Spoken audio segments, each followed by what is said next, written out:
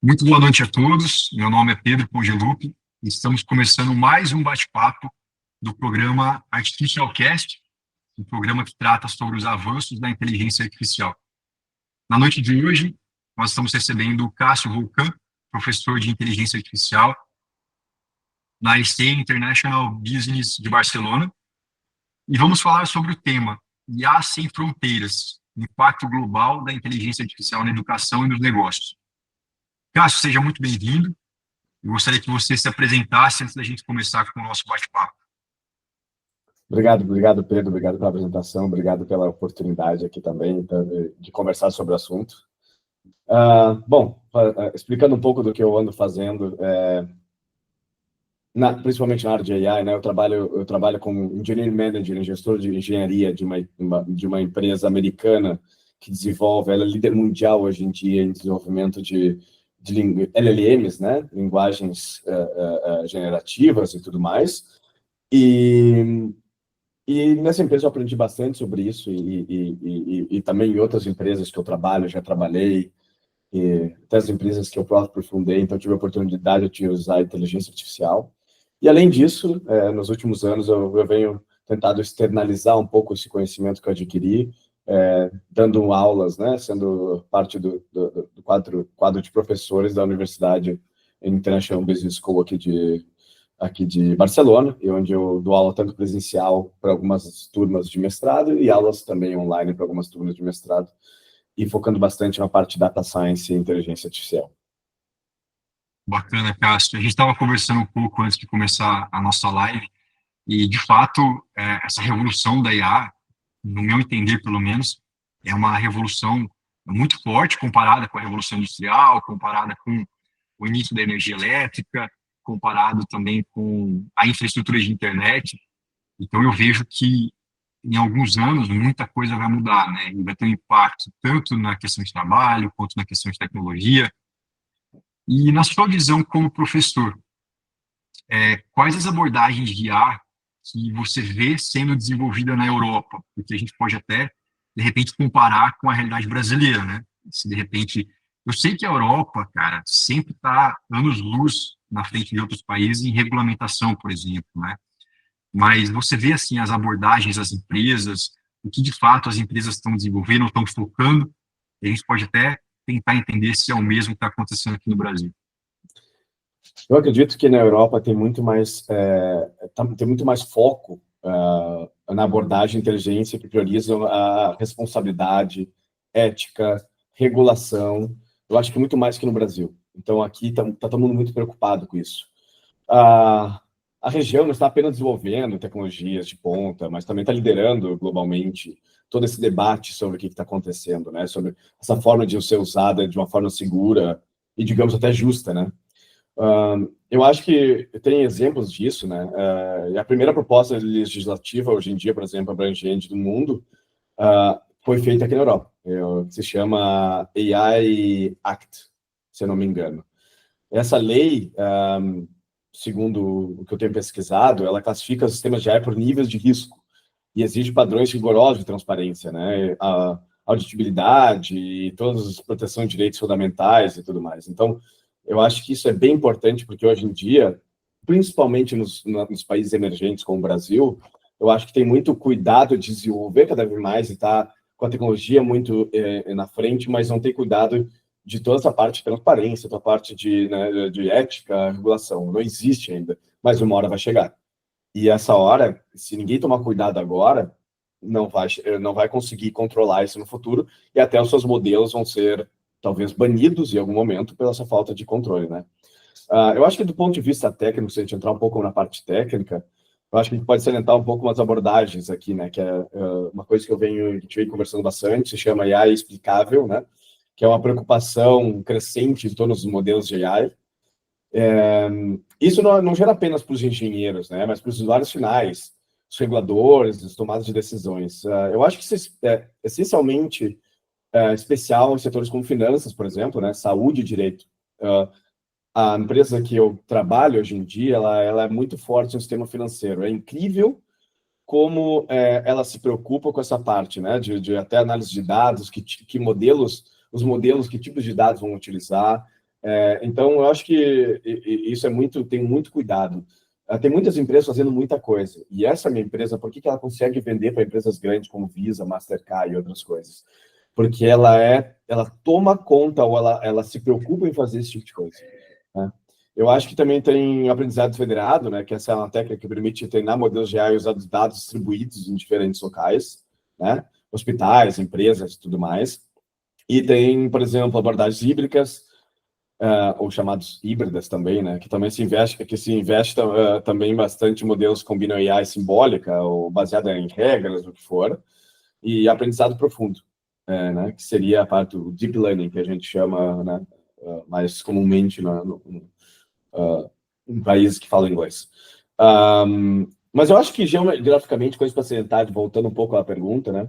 Geograficamente, países como a Alemanha, por exemplo, a França, a Espanha, eu acho que tem se destacado bastante. Eu vejo se destacando bastante. A Alemanha, por exemplo, eu estava lendo esses tempos que ela investe fortemente em AI. Eu sei de algumas empresas que também fazem, mas através da leitura eu vejo que ela investe fortemente em AI para a indústria 4.0, né? Eu acho que a França também, eu li algumas coisas que está se tornando um polo em AI aplicada à saúde.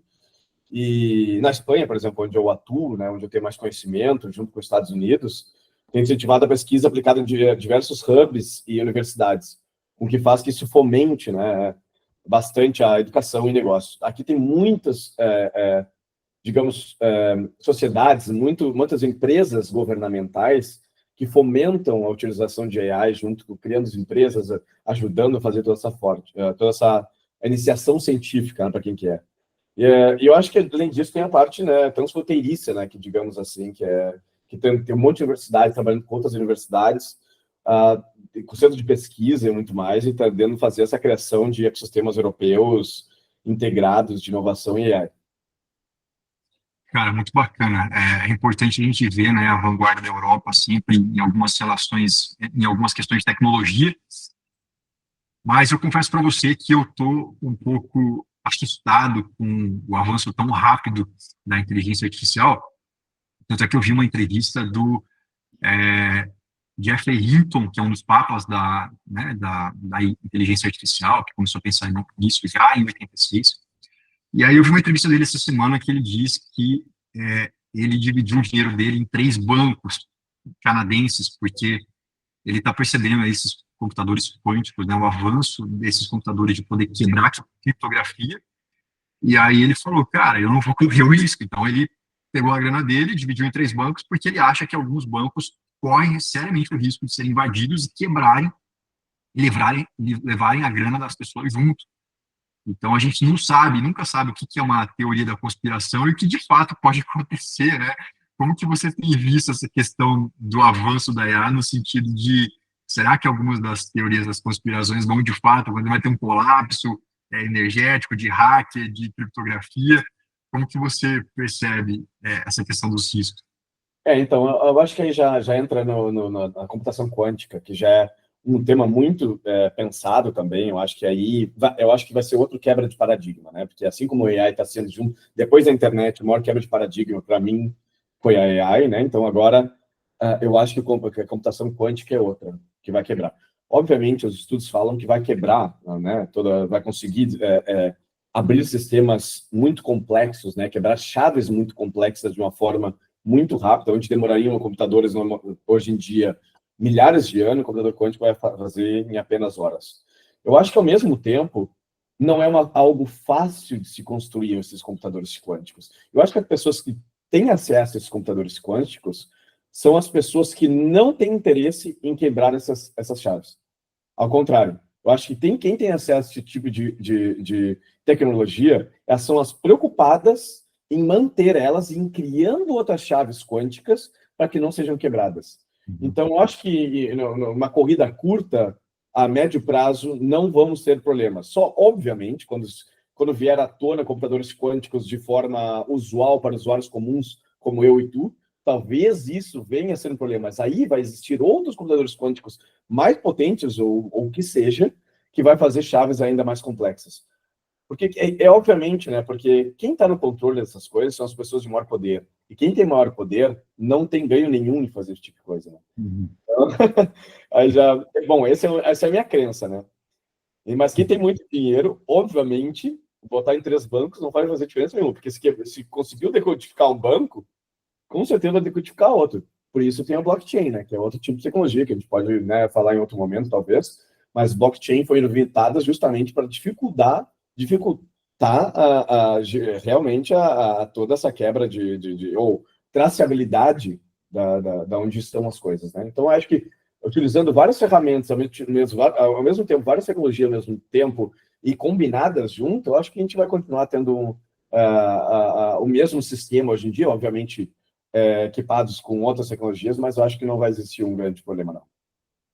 Da mesma forma como, né, foram criados os vírus e também surgiram os antivírus, de repente as empresas consigam aí evitar, né, esse colapso aí do sistema bancário. O Cássio, e assim, pensando já no curto prazo, né, quais os erros mais comuns que você vê que os profissionais ou as empresas elas estão que estão começando, elas estão cometendo com relação à inteligência artificial nos negócios? Eu vi que você falou uma coisa que realmente me chamou muita atenção, que é muitas vezes as pessoas não terem regulamentação nos países, né, até os países que não estão mais na vanguarda desse tema, e poder acontecer uma porrada de coisa. Por exemplo, eu entendo que se um engenheiro de software de IA, de repente faz aí um software específico de, por exemplo, seleção de currículos numa empresa brasileira, e de repente ele coloca um peso superior a outro na mecânica da inteligência artificial. De repente ele está selecionando uma porrada de gente com viés de preconceito, ou, sei lá, a pessoa mora longe e já descarta porque a inteligência artificial elaborada pensou que quanto mais longe, mais atraso vai ter no trabalho. Então, eu acho que é um risco muito grande, porque as pessoas não vão entender, de repente, a caixa preta da IA e vão já selecionar um monte de currículo enviesado. Então, para mim, esse, pelo menos, é um dos riscos que eu vejo aí em países que não têm regulamentação, liberar a boiada e, de repente, você está vendo um monte de tecnologia burra sendo implementada. Mas o que você vê de risco aí das empresas que estão começando agora? Eu acho que eu vou salientar 2, tem vários riscos, tá? Mas eu acho que eu vou salientar 2 que são os mais comuns que eu vejo em dia. É a utilização de inteligência artificial sem a necessidade. Eu vejo todo mundo hoje, todas as startups, todas as empresas querem utilizar a AI, para colocar lá que utiliza a AI. Só que muitas vezes a aplicabilidade da AI não é a melhor, não é o melhor uso caso daquilo. Então, tem muitas vezes que a gente consegue utilizar outras ferramentas, outras tecnologias, ou até outras formas, outro algoritmo, que são mais rápidos, melhores, mais assertivos que o AI. E demoram menos tempo para desenvolver e tem menos quantidade de problemas em produção, né? Bugs, né? Chamados bugs. Então, assim, hoje em dia, como todo mundo quer utilizar, ela acaba colocando, empregando em muitos lugares que não tem entrada, ou não deveriam ter. Sem pensar que o gasto energético para desenvolver um modelo de AI é muito grande. Então, hoje em dia, obviamente, a gente tem nossas GPUs, né, onde são nossas hardwares que treinam nossos modelos, estão cada vez mais potentes. Mas, obviamente, isso tem um gasto energético de produção de silício. Que o silício de onde vem? Ele vem das terras, né? Uma hora a gente está utilizando cada vez matéria-prima em coisas onde não tem necessidade. Por que a gente pode usar uma GPU que tem uma frequência lá de trabalho muito alta, uma frequência de processamento muito alta, sendo que a gente pode ter outra solução muito mais fácil, utilizando um processamento muito mais baixo. Então, não tem necessidade de utilizar recursos naturais sem necessidade. Esse é o primeiro erro. Eu acho que outro erro mais comum assim é tratar a AI como uma solução mágica. Eu acho que sem uma base sólida de dados, eu acho que todo mundo quer trabalhar em AI, mas ninguém pensa nos dados. Então, sem uma base sólida de dados, ou entendimento do problema real de negócio, eu acho que muitos começam com um modelo, né, que é o modelo de AI, antes de estruturar os dados ou definir objetivos claros. Eu acho que outro erro é a falta de alinhamento entre as áreas técnicas e estratégicas. Eu acho que não existe esse alinhamento hoje em dia. Eu acho que AI não é só tecnologia, é mudança de cultura e processo. Então, imagina, eu vou abrir uma pizzaria agora e eu quero que aquele atendente de pizzaria, aquele atendente meu, um bot que seja AI, seja a pessoa que atende a chamada ou a pessoa que responde chamadas. Se aquele modelo não está treinado para pizzarias, mas eu tenho um bot, mas ele trabalha para farmácias. Obviamente, quando ele vai para pizzaria, ele pode cometer muitos erros. Então, assim, a gente tem que estar alinhado, né, essa parte técnica e a parte de negócios, objetivos e os dados. Eu acho que hoje em dia todo mundo faz AI. Eu acho que a grande diferença entre empresas que fazem AI e empresas que fazem AI é a quantidade de dados. Por isso, hoje em dia, né, que é bem engraçado eu salientar, por isso que hoje em dia, quando te abre o website, lá tu tem cookies, tu tem que aceitar. Né? Todo mundo quer ter os dados, porque os dados valem muito mais que o produto em si. Por que que Google fornece a maioria dos serviços dele de graça? Porque ele quer os dados. Por que que o ChatGPT fornece, né, os modelos deles grátis? O que que eles ganham com isso? Dados. Dados e dados. Então, eu acho que é um erro comum não cuidar dos seus dados, ou criar modelos sem tomar em conta a qualidade dos seus dados. Eu acho que esses são os mais comuns em qualquer empresa que eu vejo. Eu acho até interessante que você falou que eu também tenho 2 exemplos aí, um deles aconteceu comigo, que eu fui implementar um teste de inteligência artificial para atendimento dos meus hóspedes de Airbnb. E aí a gente criou lá um avatarzinho, né, de uma pessoa que não existe, a gente chamava de Júlia, e a gente estava testando a implementação. Cara, de repente alguém encontrou esse telefone que eu acho que tinha registrado, um telefone antigo que foi desvinculado, depois a gente conseguiu cadastrar novamente, e o cara começou a paquerar a Júlia, e começou a mandar, enfim, um monte de mensagem, e achando que era uma pessoa real, e como o algoritmo dela, acho que estava escrito para continuar a conversa eternamente, a gente viu que a Júlia continuava a conversa e o cara continuava a conversa, e na verdade a gente estava consumindo dados, lógico, estava em experimento, mas eu vi que isso pode ser um erro muito grande de algumas empresas que estão começando agora também, e às vezes a pessoa não vai ser um cliente, não está nem aí, mas está paquerando a inteligência artificial achando que é um ser humano e está todo mundo gastando dinheiro à toa. Então, eu também vejo que esse pode ser um erro. E outro erro... Continua, desculpa. E um outro erro que eu vi também, né, que é o fatídico caso da IBM, que tentou implementar, uns anos atrás, uma inteligência artificial para ajudar os médicos a encontrar a cura do câncer. E foi um desastre, porque, enfim, era um objetivo muito amplo, não era uma coisa específica. As bases de dados que eles usaram também não eram bases de dados contundentes com aquilo que eles queriam. E aí virou, né, tipo, um caso aí que foi investido bilhões de dólares para não se encontrar a cura do câncer, para não se conseguir chegar no resultado que a inteligência artificial estava se propondo, que as pessoas estavam se propondo a fazer com a inteligência artificial. Então, eu acho que é exatamente isso que você falou. Às vezes, cara, não use a inteligência artificial aqui, porque ela não é feita para ser usada em todas as camadas da maneira que as pessoas estão querendo usar. Engraçado, porque nesse tópico, esse primeiro tópico, né, é um caso interessante e engraçado. Se tu falar com esses bots, esses atendentes virtuais, eles utilizam modelos que geralmente são ChatGPT, Gemini, né, todos esses. Se tu perguntar para eles coisas sobre qualquer outra coisa, a maioria deles vai te responder a mesma coisa, vai te responder coisas do ChatGPT. Então, e a maioria deles são pagos. Então, tem muita gente utilizando esses chats como modelos pagos sem pagar. Então, tu vai lá, sei lá, banco alguma coisa, começa a conversar com uma pessoa e tu usa um modelo pago sendo grátis. Isso aí é engraçado. E sobre o segundo tema, é engraçado, porque outra empresa que eu sou sócio hoje em dia, a gente trabalha desenvolvendo modelos para serem aplicados em análise de como vamos dizer, análise de exames para câncer também. Então, simplificando bastante. Tá? A gente faz toda essa análise também para verificar a análise de câncer. E é algo muito complexo.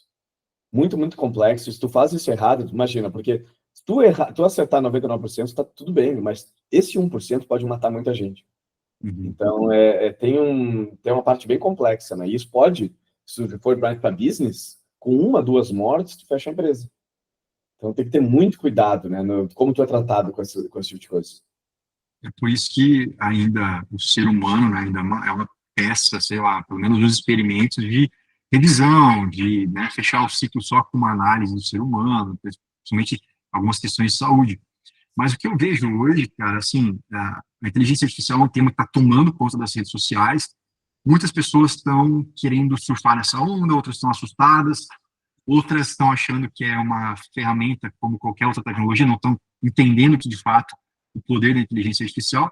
E aí eu vejo também muita fake news, né? Então, assim, às vezes você vê as pessoas passando desinformação com a inteligência artificial. E você, como professor, né, como que você enxerga a evolução do papel do professor nessa era? Porque eu vejo que, enfim, tudo está muito rápido, então, de repente, as pessoas não estão nem tendo a formação da inteligência artificial, não estão nem conseguindo, muitas vezes, fazer um curso, porque parece que já está sendo puxado de uma forma muito rápida, a gente não está tendo aquela formação. E você acha que ainda existe espaço para o ensino tradicional da inteligência artificial, sei lá, uma faculdade, uma graduação, ou, no mínimo, os professores tentando passar o conhecimento que eles têm para essa geração que está surgindo, ou você acha que não, cada um vai pegar o conhecimento da forma que achar melhor e, de repente, vai virar uma confusão generalizada? Olha, essa é uma pergunta muito boa, porque eu acho que as coisas estão mudando, né? Eu acho que o papel do professor está se transformando de transmissor de conteúdo, digamos, para curador e facilitador de experiências de aprendizagem. Eu acho que a AI pode automatizar conteúdo, né? Como elas fazem hoje em dia, né? Elas geram conteúdo, elas geram aqueles os trabalhos, elas auxiliam a descobrir coisas, né? Mas ela não substitui aquele olhar humano para orientar, para inspirar, para adaptar o ensino às necessidades individuais, né? Eu acho que parte do meu trabalho é olhar para cada um naquela sala de aula e colocar aquilo que a gente está aprendendo no mundo deles. Adaptar, inspirar, dizendo assim, olha, se tu fizer isso, tu vai chegar, se tu fizer X, tu vai chegar a Y. Eu acho que isso é muito importante, né? Eu acho que o ensino tradicional tem espaço, né? Precisa ser repensado. Eu acho que teria que ser menos foco em memorização, né? Que hoje em dia, quando estudei, quando estudou, Pedro, era muita memorização, a gente tinha que saber coisas de cabeça, que hoje em dia não faz sentido, porque com acesso à informação, não faz sentido memorizar um monte de coisas que não tem sentido. Eu acho que a gente tem que focar mais em pensamento crítico, solução de problemas, criatividade. Então, influenciar com que as pessoas pensem em vez de ter respostas prontas. Uma coisa que eu vejo hoje em dia, não só na sala de aula, hoje em dia as pessoas têm preguiça de pensar. Então, as pessoas, quando não sabem algo, elas vêm e perguntam, em vez de raciocinar. Então, assim, olha, eu não sei, eu não sou pintor, eu não sei pintar uma casa. Mas eu sei que onde encontrar, eu vou ir no YouTube, eu vou pesquisar, eu raciocino. Isso é uma parede, isso é uma tinta. Se eu pegar alguma coisa e fizer assim com pincel, ela vai ser pintada, né? Então, assim, ó, o pensamento, eu acho que esse pensamento abstrato, resolução de problemas, raciocínio lógico é muito, muito, cada vez mais complicado, porque com a facilidade de busca de informação, as pessoas não querem pensar. Hoje em dia, também como gestor de pessoas, eu vejo que quando as pessoas são ensinadas a fazer isso aqui, se tu pede para elas para fazer isso aqui, elas não sabem, porque elas só sabem fazer isso aqui. Então, tu tem que ensinar para elas tudo exatamente. Em vez de elas só raciocinar e buscar soluções, elas te perguntam ou elas encontram um problema naquilo. Eu acho que tem que focar muito nisso na sala de aula. Acho que mudar esse aspecto das pessoas, em vez de serem sugadoras de informação, tem que ser pensantes. Cara, eu concordo 100% com você nesse tema, e tanto é que eu pego isso para minha vida prática, né? Então, eu mesmo, é interessante você falar do papel do professor como mais voltado para uma curadoria e também para uma inspiração, né, desafio do estudante, do aluno. Eu mesmo, cara, hoje eu tenho um mentor, né, que é o Benhur, que, enfim, a gente se reúne 2 vezes por semana, toda segunda e toda quarta-feira. E esse investimento acho que é um dos mais impressionantes e importantes da minha vida, porque se eu fosse fazer, sei lá, uma faculdade tradicional de IA, eu acho que eu não teria chegado no nível de conhecimento que eu já tenho depois de um mês de mentoria, e vou continuar essa mentoria, sei lá, por mais alguns meses, porque é o olhar do professor, de fato, curando até informação para evitar desinformação, fake news, aquilo que não faz sentido, e também te inspirando, né, cara, vamos estudar as bases, vamos pegar os pensadores, vamos entender como que surgiu a inteligência artificial lá do começo, fazer uma separação de inteligência artificial conceitual que é o que vai permear tudo, do que ferramentas. Porque às vezes a pessoa está usando o chat GPT, cara, já tô craque em inteligência artificial, porque eu uso uma ferramenta. E não é isso, né?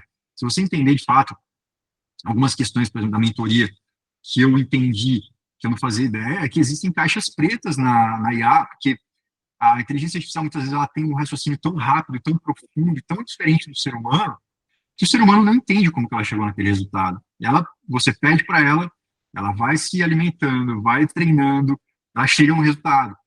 E o resultado, muitas vezes, é um resultado positivo, inovador, mas às vezes você não consegue acompanhar o raciocínio daquilo, porque ela está fazendo uma série de raciocínios que o ser humano não conseguiu chegar. Como, por exemplo, o caso do jogo de xadrez, né, que foi a primeira vez que a inteligência artificial conseguiu ganhar do ser humano do xadrez, e até hoje não perdeu mais, só empatou no máximo. E ela fez algumas jogadas, por exemplo, sacrificando a rainha, que nunca o ser humano tinha feito. E aí os caras, caramba, a gente está começando a aprender com ela, porque ela fez alguns movimentos que nunca na era dos seres humanos alguém tinha pensado em fazer esse movimento.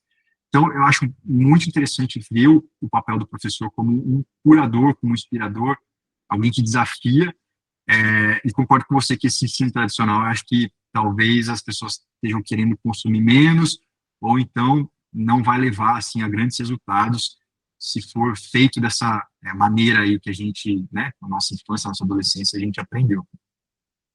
E, Cássio, você acredita que toda empresa ela deve ter um time de IA ou é possível terceirizar essa inteligência? E você já falou uma coisa que eu também concordo, que a inteligência artificial, ela não é um setor da empresa, ela é uma mudança de paradigma, de cultura, ela é algo que tem que, de fato, revolucionar todas as camadas da empresa. Mas você acha que, por exemplo, sei lá, uma empresa brasileira que está começando agora, ela tem a chance de fato, contratar um time interno de IA, né, de tecnologia, enfim, ou ela pode terceirizar? Você acha que é possível essa terceirização ou não faz sentido? Eu acho que depende da maturidade digital da empresa, principalmente, né? Eu acho que startups e pequenas empresas podem começar com soluções terceirizadas, mas eu acho que elas têm que garantir que o conhecimento estratégico sobre a AI esteja sempre presente internamente, né? Então, terceirizar a execução, eu acho que é bem viável, eu acho que é até o melhor caminho, mas não se pode terceirizar responsabilidades por decisões baseadas em AI, né? Então, à medida que o uso da AI se torna mais central para aquela empresa, eu acho que é altamente recomendável internalizar pelo menos parte da capacidade. Como é que eu vejo isso? Eu acho que quando a inteligência da empresa, ou o business da empresa vira AI, eu acho que seria internalizar. Mas enquanto isso, até internalizar aquele time, eu acho que terceirizar é sempre viável. E outra coisa, para empresas realmente startups, onde quer criar um MVP, onde quer criar o primeiro modelo, onde quer experimentar coisas, eu acho que não faz sentido contratar alguém, porque a burocracia é muito grande. Então, terceiriza, roda, vê se dentro do teu produto faz sentido, se o próprio cliente se adaptou àquilo e tem entrada, eu acho que aí pode ser repensado a parte de internalizar, né? Mas eu acho que sempre a estratégia deve ser interna da própria empresa ou startup, porque senão se perde. O que acontece? Eu já vi isso muitas vezes. As pessoas, até quando eu ajudava a desenvolver modelos, as pessoas depois queriam me contratar para a empresa porque o conhecimento estava comigo, sendo que o conhecimento devia ser com elas. O meu desenvolvimento, tudo bem eu conhecer, mas agora, como funciona o modelo delas, qual o negócio dele, por que ele foi criado dessa maneira, é deles, é das empresas. E isso tem que ser repensado. Focar sempre no médio e longo prazo, né? Eu acho que hoje em dia todo mundo quer criar times antes de criar produtos. Eu acho que tem que criar um produto e depois criar times, né? Eu acho que se tu cria um produto, tem adesão e tu vê aquilo, aí tu cria um time. Eu acho que sempre da primeira ideia de testar o mercado, testa, vê se é viável, vê se tem adaptação, vê se tem compra, e depois tu pensa em aumentar o time. E nesse sentido, Cássio, falando até sobre times, né, enfim, equipes próprias e até sobre substituição, o que você acha? Quais são as habilidades humanas que você acha mais difícil de serem substituídas por uma inteligência artificial?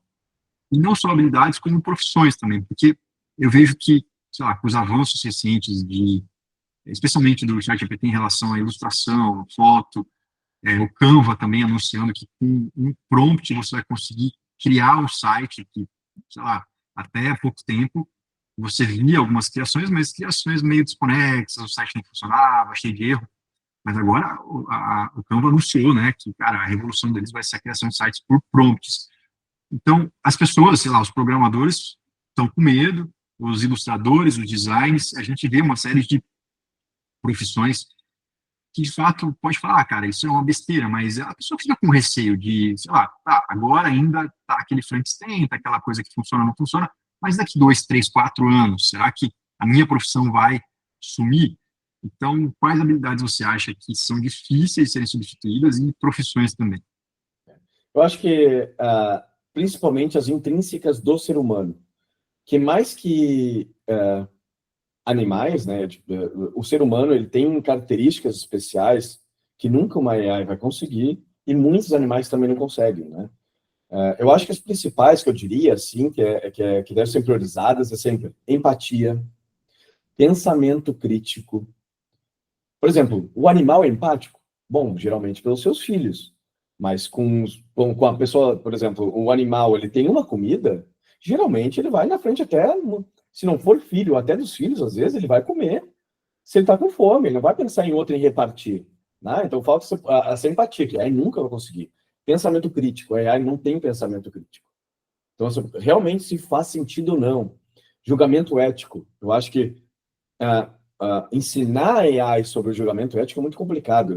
Eu tenho um caso que até de um amigo meu que ele foi processado porque ele vendia X produtos e foi visto que ele vendia praticamente só para brancos.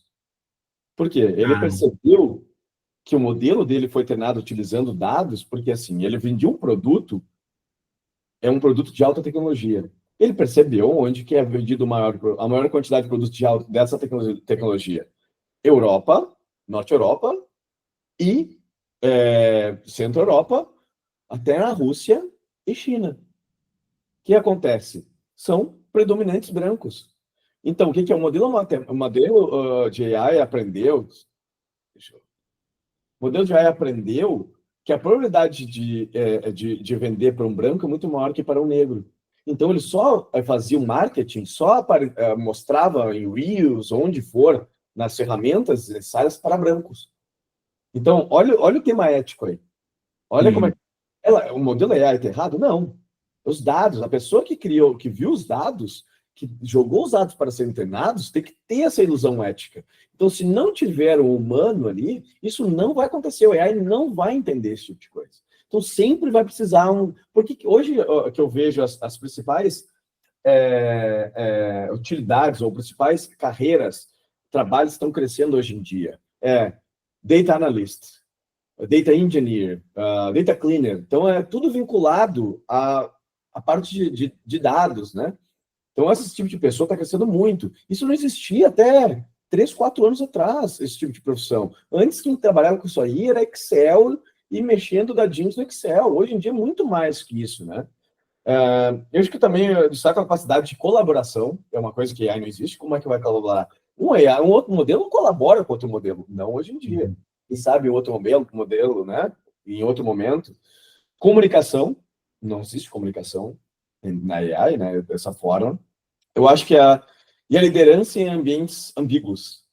Então, como é que uma AI vai ser o teu gestor se ela não consegue entender que multiculturalmente as pessoas são diferentes, né? Tem outras coisas. Então, ela não consegue entender esse tipo de coisa. Deixa eu ver. Eu acho também que vai diferenciar, principalmente nos profissionais hoje em dia, é quem consegue juntar essas capacidades e consegue entender que, olha, a AI está aqui para me ajudar, não está aqui para resolver o meu problema. Eu resolvo o problema da AI, e não o contrário. Cara, esse caso que você falou do dado enviesado, eu até fiz na prática, né, eu coloquei lá no ChatGPT, que alguém me disse, na verdade, o meu mentor me disse que o ChatGPT estava enviesando alguns dados, né, e, enfim, nesse caso, podendo ter conflito ético. E aí, de fato, eu fui lá no ChatGPT, eu coloquei um comando ilustre, um morador da zona norte do Rio de Janeiro e um morador da zona sul. Cara, foi bizarro, porque ele pegou um morador da zona sul e colocou um branco de camisetinha polo sorrindo com um drink na mão. E o morador da Zona Norte, ele colocou um negro com uma feição assustadora, assim, tipo, ranzinza, bravo, com uma cerveja na mão, tipo... E aí você fala, caraca, velho, eu sei que a base de dados dele, que em tese ninguém colocou um ChatGPT para ser preconceituoso, mas os pesos adotados, que muitas vezes são notícias de jornal, notícias de mídia social, refletem o preconceito, né, da população, e isso acaba virando uma imagem do ChatGPT e ampliando esse preconceito. E aí, quando você pega, né, esse exemplo aí que a gente teve do ChatGPT, que pode ser uma coisa banal, mas passa isso para uma tecnologia, para uma empresa, e o cara poder ser processado, porque, né, não está deixando, sei lá, as pessoas negras comprarem o produto, ou não está mostrando esse produto. Cara, isso é muito sério, porque o empresário ele pode até deixar de lucrar, né? Pode até, de repente, não conseguir conquistar os objetivos da empresa dele, porque de alguma forma ele pegou uma IA que estava enviesada, e de repente isso gerou aí um problema muito sério para ele, que até alguém descobrir, né? Quanto tempo leva para alguém descobrir que aquele modelo está com algum problema que precisa ser ajustado. Então, de fato, isso é muito sério, e eu concordo com você. Talvez a Europa seja aí o espaço onde vai ser debatido ética, regulamentação de uma maneira mais plausível, para que as pessoas acabem não se perdendo aí nesses modelos que muitas vezes não consideram um mínimo de bom senso que a humanidade chegou até hoje, né? E, Cássio, cara, se você pudesse implementar uma política pública global relacionada a IA, então, a gente está falando aqui de ética, de regulamentação, de problemas, né, que muitas vezes... Cara, eu imagino até que algumas startups vão surgir com algoritmos que não refletem a realidade, e, de repente, uma empresa pode comprar, né, uma inteligência artificial de uma startup e acabar se quebrando toda porque não teve um bom senso de entender o que estava por trás desses algoritmos, desses modelos, desses mecanismos, desses pesos. Então, se você pudesse pensar numa política global, ou, sei lá, uma coisa que todas as empresas, de fato, pudessem seguir, o que você implementaria? Sinceramente, eu acho que é algo que é impossível de controlar e de aplicar uma política global. Eu acho que isso vai nascer em alguns campos, em algumas empresas e em alguns países, mas global nunca vai existir, porque os países são soberanos, né? Então, digamos que a partir de agora eu tenho uma política na Google, que quando eu trabalho para a Google ou por esse trabalho, eu tenho que seguir uma política. Então, isso aí acarreta, né, num caminhão de coisas. Mas eu acho que uma política global não vai existir e algo muito fácil de desviar. Então, acho que sempre vai existir formas de ser desviados, né? E quando tu começa a colocar muita regra nas coisas, também tu vai contramão o desenvolvimento, né? Vai contramão o avanço. Então, existe aí uma ambiguidade, existe aí um ponto muito complexo. Então, acho que focando no que a gente pode fazer hoje em dia, pensando no hoje em dia, eu acho que eu implementaria uma política global de educação digital, pelo menos, a priori, para todo mundo entender de que a gente está conversando, né? Alfabetização e AI, digamos, vamos chamar assim, né? Eu acho que pode ser no ensino, desde o ensino fundamental, onde a AI já impacta a vida de todos hoje em dia, né? Entender minimamente como ela funciona, riscos, oportunidades, eu acho que devia ser um direito básico, né? Nós entendemos, mas a maioria da população não entende. Vai explicar para minha mãe o que é um AI? Ela não consegue, porque ela não viveu aquilo. Eu acho que uma criança, hoje em dia, ela sabe o que é, mas ela não entende como é que ela é, como ela é feita e por quê, né? Eu acho que isso aí ajudaria a reduzir a desigualdade mundial e garantir que as pessoas tenham voz às decisões com essa tecnologia. Não deixar, porque hoje em dia, quem toma decisões assim são as pessoas que controlam o sistema. Então, elas vão tomar decisões que ajudam a elas. Se não tiver um apoio público que entenda o que está acontecendo, não vai existir mudanças, não vai existir avanço quanto a isso. Então, eu acho que hoje em dia vai muito além disso. Muitas escolas ainda não ensinam informática, computação, né? Eu acho que em vez de ensinar algumas matérias que para mim forem inúteis, poder ensinar informática, computação, como as coisas funcionam, né? Então, como é desenvolvido uma tecnologia, no básico, porque isso vai te levar a entender como realmente o mundo funciona. As pessoas não fazem ideia como um celular funciona. Tudo bem, tem a rede, mas o que é a rede? Por que isso funciona? Como que é uma frequência? Como que uma rede de sinal é feito? Por que as redes se interconectam? Por que a câmera funciona e como é salvado isso? O que é uma memória RAM? O que é um HD? Como elas se conectam? Então, isso aí devia ser tão básico que era um ensino fundamental. E não é algo de outro mundo que ninguém consegue entender. Se tu ensina para uma criança, assim como tu ensina lá a história lá dos farrapos, dos maragatos e não sei o que, uma coisa de, para mim, desculpa, mas é um pouco inútil, porque eu nunca usei isso em nada, saber o que aconteceu lá obviamente, não estamos falando de história de coisas importantes que mudaram o mundo, né? Segunda Guerra Mundial, fatos históricos, assim, mas tem umas pequenas coisas que não fazem muito sentido. Então, se tiver que escolher, obviamente, eu escolheria coisas que no dia a dia adicionariam valor, te faz crescer, te faz ver o mundo e te faz ver onde os trabalhos estão. Hoje, os trabalhos de tecnologia são muito mais demandados que os trabalhos outros, né? Então, por que outros trabalhos são pouco demandados? Porque não existe necessidade ou porque já está saturado, né? Ou por que está acontecendo? Então, focar as pessoas onde tem mais necessidades. Então, hoje, trabalhos com tecnologia é difícil encontrar gente. Por que é difícil? Porque as pessoas têm que estudar muito à parte, tem que ir para uma faculdade, fazer vários cursos, porque não tiveram base. Então, acho que vai muito mais além. Então educação pública, alfabetização na área tecnológica, que adicionaria muito valor à humanidade como um todo.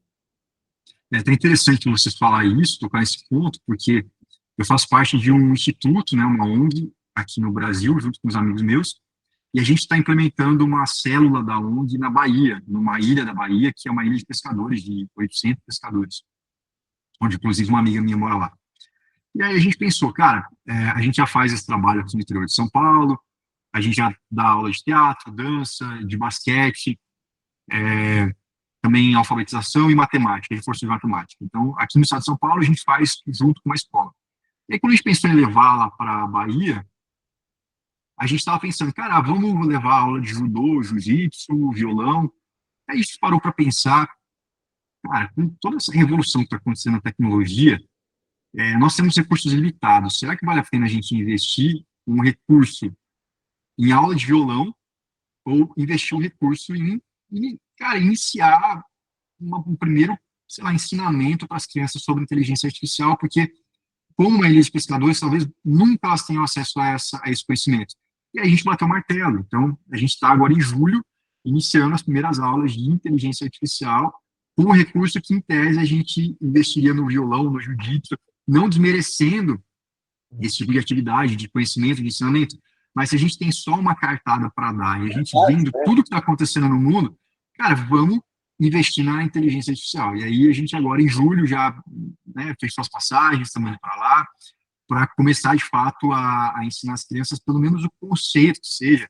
Eu vi um exemplo de uma escola no Pará, que com cartolina, cara, começou a ensinar o conceito de rede neural, de computador para as crianças, para elas entenderem que o computador vai buscar na base de conhecimento deles, sei lá, precisa entender o que é um gato, então vai mostrar que tem orelha, pode ser o gato, enfim, toda aquela construção de lógica matemática, de rede neural, de computador, para que as crianças entendam o que é uma pesquisa futuramente no chat GPT, como que ele atua, como que ele se conecta. Então, concordo com você nesse sentido de que se a gente puder ensinar alguma coisa, eu vi que nos Estados Unidos o Trump também assinou uma lei que vai ter que ter IA no ensino básico das crianças, acredito que na China isso já acontece também, então eu concordo com você que a gente tem que muitas vezes parar com alguns ensinos. Uma amiga minha, esses dias olhou para o céu e falou, cara, eu aprendi na escola que essa nuvem aqui, ela chama tal, a formação das nuvens em formato de rede chama tal. Aí eu fiquei pensando, cara, quantas pessoas que lembram disso, que aprendem uma coisa que vai se tornar insignificante para o resto da vida. Então, acho que falta um pouquinho mais de foco no nosso ensino, né?